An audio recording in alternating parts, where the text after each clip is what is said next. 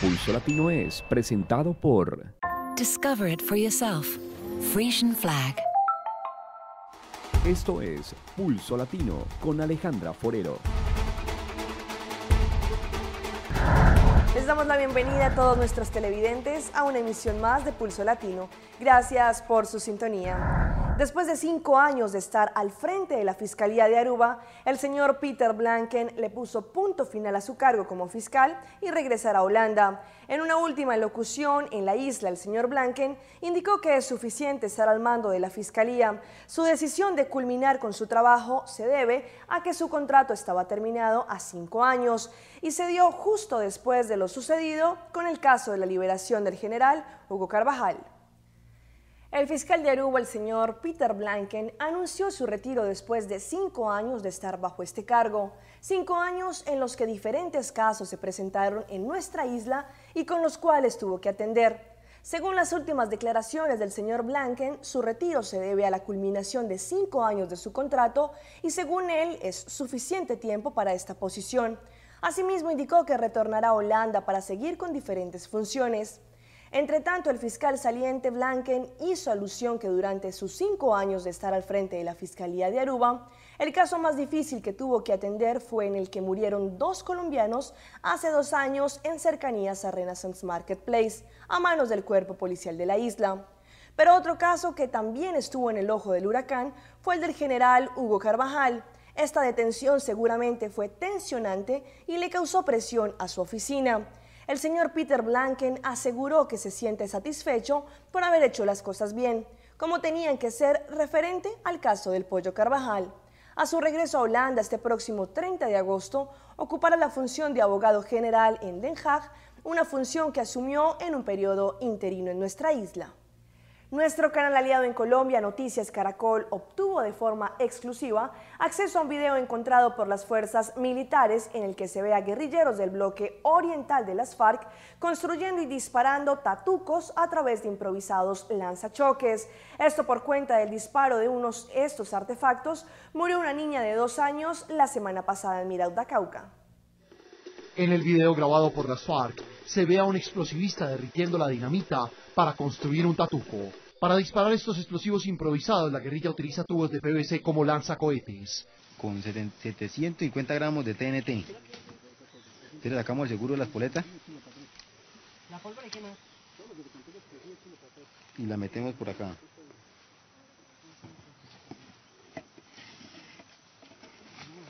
Carga impulsora, atraque. 10 tapas de pólvora negra. Después viene el disparo, que casi nunca da en el blanco. El video fue valorado por un agente de inteligencia de las fuerzas militares, a quien protegemos su identidad por seguridad. Explicó que la Fuerza de Despliegue Rápido lo encontró en una operación a finales de 2013 en la Macarena Meta. Según el experto, son hombres de la compañía Marquetalia y las milicias Felipe Rincón manipulando los tatucos. Hacen parte de una comisión de explosivos que creó Carlos Antonio Lozada para el bloque oriental. El agente dijo que con un tatuco se podría impactar un helicóptero o destruir una casa, como ocurrió la semana pasada cuando dispararon uno contra la base del Cerro de Tres Cruces en Miranda, Cauca. La bomba terminó impactando una casa. Una niña murió. Estas armas se vienen utilizando constantemente, es decir, ellos vienen perfeccionándola todos los días con entrenamientos y directrices no solo colombianas, también exteriores. Hágale, cuando quiera. Cifras del gobierno indican que por la activación de explosivos improvisados, la guerrilla en los últimos 15 años ha destruido la vida de más de 10.000 personas. Ayer se conoció un caso de fraude en el que 2 trabajadoras del Departamento de Enseñanza estaban mal invirtiendo los fondos destinados para los préstamos de estudio. Se conoció que estas 2 personas tendrían inscritos a sus familiares para que ellos fuesen quienes recibieran este dinero como si estuvieran estudiando en el exterior, pero se logró constatar que ellos están en Aruba. Ambas han sido detenidas por la policía y se estima que el fraude podría sobrepasar 1 millón de florines. 2 empleadas del Departamento de Enseñanza han sido detenidas y acusadas de mal invertir grandes sumas de dinero que eran destinadas para préstamos para estudio.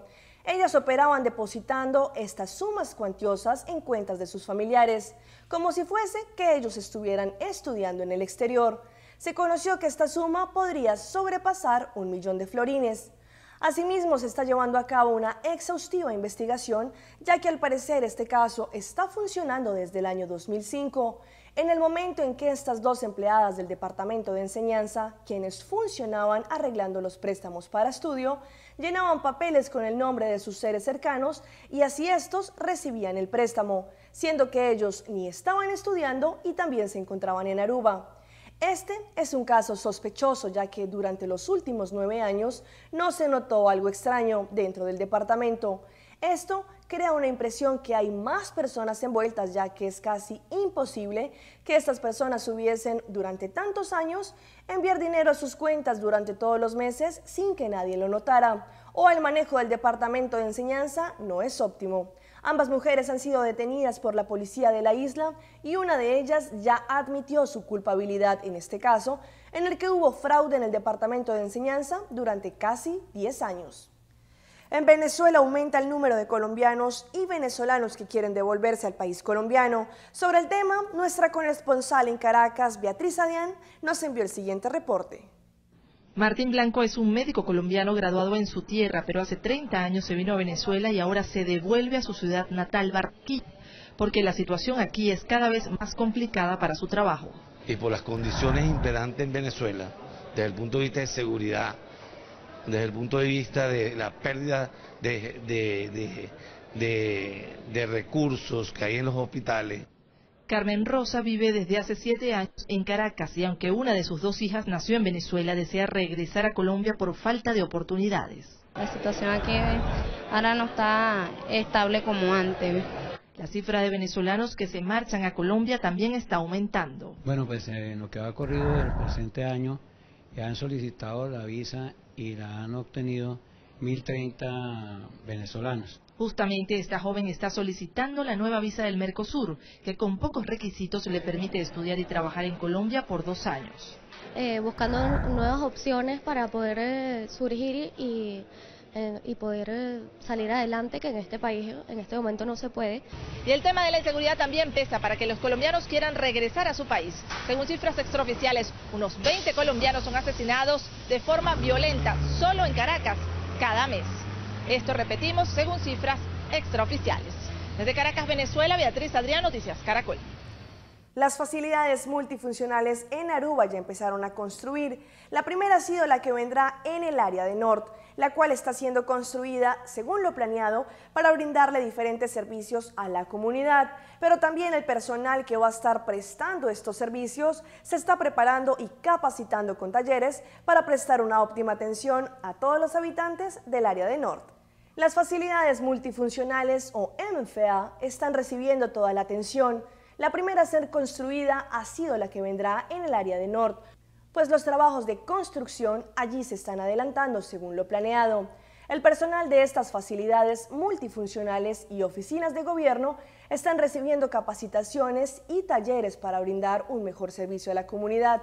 Asimismo, se conoció que todas las personas que están envueltas en este proyecto están satisfechas de cómo se están desarrollando los trabajos de infraestructura, pero también de los servicios de gobierno que se prestarán allí, ya que toda la comunidad podrá hacer uso de un espacio donde podrán pagar sus recibos, acudir a diferentes departamentos de gobierno, pero también podrán socializar con los demás en la comunidad.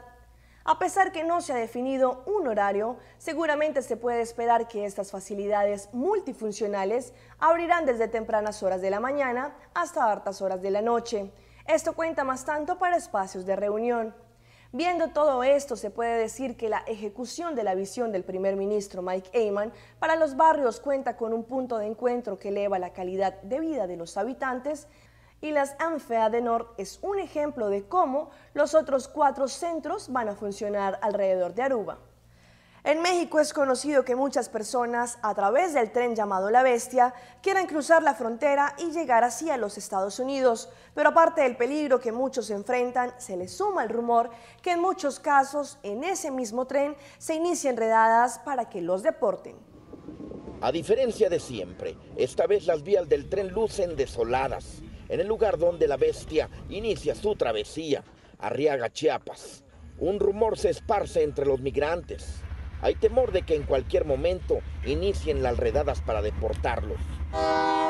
Casi no se mira gente, pero pues sí, digo yo de que por ahí han de estar, pues sí va, aunque no se mira mucha gente, pero hoy está tremendo para subir para arriba. Hay oscuridad y hay silencio. Solo pequeños grupos de migrantes se observan a orillas del tren. La locomotora se prepara para salir, pero pocos están cerca del tren. La presencia de reporteros pone inquietos a algunos centroamericanos que llegaron a Arriaga para subirse a la culebra de acero que los acercará al sueño americano. No, pues los sentimos presionados, no, porque nosotros solo vamos con el sueño americano. Pero sí se van a subir al tren. Así es, correctamente, así, ya la mano de Dios que Él decida por nosotros. ¿Hay más pocos que otras veces? No, es que no han salido, pero cuando salgan ahí van a ver como hormiguero. Y así es.